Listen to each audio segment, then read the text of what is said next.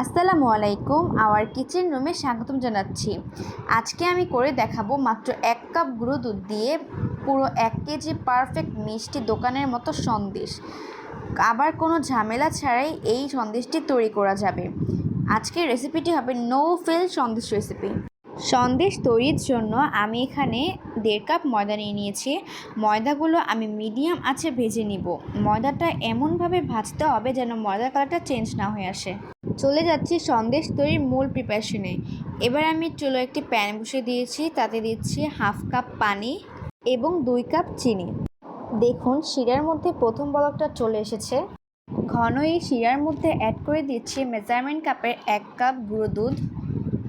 আর আমি এখানে ডিপ্লোমা ব্র্যান্ডের গুঁড়ো দুধটা ইউজ করেছি, আপনারা চাইলে অন্য কোম্পানি ইউজ করতে পারবেন। এবারে অ্যাড করে দিচ্ছি আগে থেকে আমি যে ময়দাটা ভিজে রেখেছিলাম সেই ময়দাটা। এরপর ময়দা ও শিরার সাথে হালকা হাতে মিক্সড করে নিচ্ছি। এই মেশানোর সময় কিন্তু সন্দেশের মিশ্রণটা দলা পেকে যাবে। খুব আলতো হাতে এটি মিক্সড করতে হবে। এই পর্যায়ে অ্যাড করে দিচ্ছি মেজারমেন্ট কাপের 1/4 কাপ ডালডা। কিন্তু এখানে মনে রাখতে হবে এই ক্ষেত্রে কোনো অপশন ইউজ করা যাবে না, মানে এখানে ডালডাটা ইউজ করতে হবে। এখন সন্দেশের মিশ্রণের সাথে ডালডাটাও আমি খুব ভালো করে মিশিয়ে নেব। আর শিরার কারণে কিন্তু সন্দেশের মিশ্রণটা এতটাই গরম থাকে, আর আলাদা করে এই সন্দেশের মিশ্রণটা চুলায় বসানোর কোনো প্রয়োজনই হয় না। দেখুন এরই সাথে তৈরি হয়ে গেল সন্দেশের মিশ্রণটি। এবারে কিছু পরিমাণে মিশ্রণ আমি একটি প্লেটে উঠিয়ে নিচ্ছি। এবারে এই সন্দেশের মিশ্রণে আমি 2-3 ফোঁটা অরেঞ্জ ফুড কালার দিয়ে দিচ্ছি।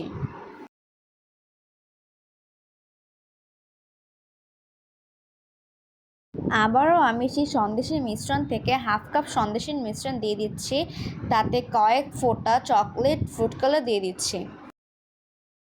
এবারে এটি ভালো করে মেখে নেওয়া হয়ে গেলে একটি প্লেটে আমি অরেঞ্জ ফুড কালারের সঙ্গে সেটিও রেখে দিচ্ছি।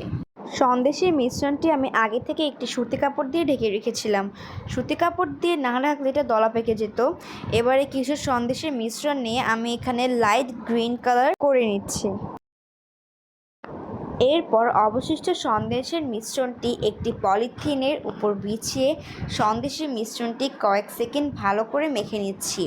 আর এই পর্যায়ে আমি সন্দেশের মিশ্রণটি হালকা হাতে প্রেস করে ঠিক এইভাবে করে নেব।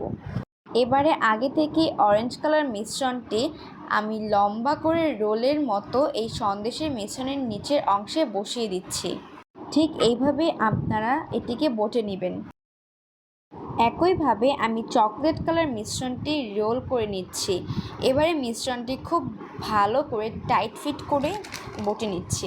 লাইট গ্রিন কালার মিশ্রণটিও আমি সেইমভাবে বটে নিচ্ছি।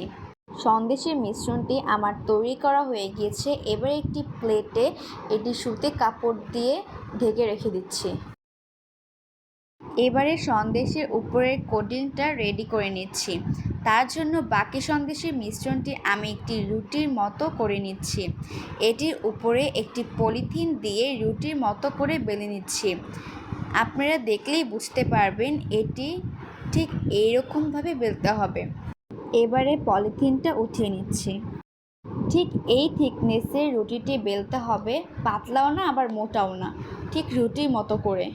আগে থেকে যে সন্দেশের রোলটা তৈরি করে রেখেছিলাম, এখন সেটা রুটির মাঝখানে বসিয়ে দিচ্ছি এবং রুটিটাকে এক ধার থেকে নিচের পলিথিনটা ধরে এভাবে করে নেব।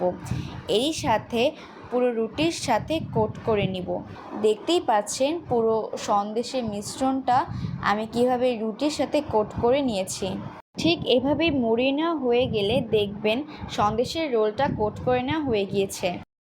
এবার সন্দেশের রোলটা দেখতে যেন আরও বেশি ভালো দেখা যায়, তার জন্য একটি নাইফ দিয়ে ঠিক এইভাবে আড়াআড়ি করে আমি দাগ কেটে নিচ্ছি।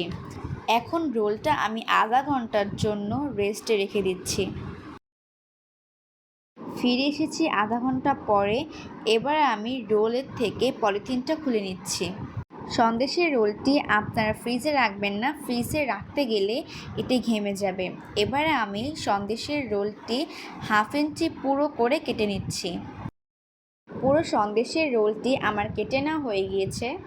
আমি 100% গ্যারান্টি দিয়ে বলতে পারি আমার রেসিপিটা হুবহু ফলো করলে, প্রতিটা উপকরণ এবং পরিমাণ ফলো করে সন্দেশটা তৈরি করলে তাহলে আপনাদের সন্দেশও দেখতে এবং খেতে পারফেক্ট মিষ্টি দোকানের মতোই হবে। ভিডিওটি ভালো লাগলে সাবস্ক্রাইব করে আমার পাশেই থাকবেন পরবর্তী ভিডিও নোটিফিকেশন পাওয়ার জন্য। What do you think about me today's recipe? You can comment me below. Allah Hafiz.